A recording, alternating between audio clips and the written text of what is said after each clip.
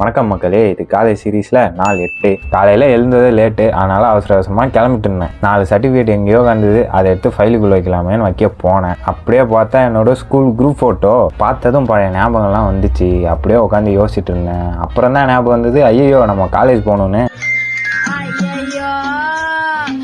நேராக லைப்ரரிக்குள்ளே போய் உக்காந்தேன். வேற என்ன வேலை, ப்ராஜெக்ட் வேலை தான். லைப்ரரினால பாட்டும் போட முடியல, ஒரே கஷ்டமாக போச்சு. நடுவில் என் நண்பன் வந்தான், பேசினா, தண்ணி குடிச்சா போயிட்டான். அப்புறம் பாட்டு அங்கே தானே போடக்கூடாது, இங்கே போடலாமேன்னு போட்டேன்.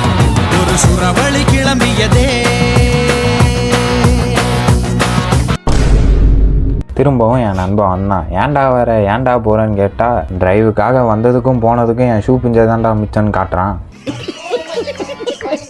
ஓரளவுக்கு ப்ராஜெக்ட் ஒர்க்கை முடிச்சாச்சு, அதனால் அப்படியே வச்சுட்டு வீட்டுக்கு வந்தேன். வந்ததும் முட்டை சப்பாத்தி, கூடவே பைனாப்பிள், அப்படியே ஒரு ஃபிஷ் ஆயில். திரும்பவும் எங்கே காலேஜுக்கு தான் வந்தேன். பார்த்த எல்லாத்தையும் எக்ஸல் ஃபைலில் போட்டு வச்சேன். எல்லாத்தையும் போட்டு முடிச்சுட்டு மேம்கிட்ட போய் காட்டலாமேன்னு போனேன். பார்த்தீங்கன்னா எல்லாம் ஆப்போசிட்டில் போவாங்க, நான் மட்டும் காலேஜுக்குள்ளே போவேன். என்ன கொடுமை சரவணன். ஆனால் வந்ததும் நல்லது தான், மேம்கிட்ட நல்ல பேர் வாங்கினேன். ஏன்னா அந்தளவுக்கு நல்லா பார்த்து வச்சேன். இதை ஸ்வீட் எடுத்து கொண்டாடலாமேன்னு ஒரு மஞ்சு வாங்கினேன். சாப்பிட்டுக்கிட்டே வீட்டுக்கும் போயிட்டேன். அப்போ தான் ஒரு நண்பன் படிக்கலான்னு உக்காந்தான். இன்னொருத்தன் வந்து வாடா டீ குடிக்க போகலான்றான். சார் என்ன பண்ணுறீங்க?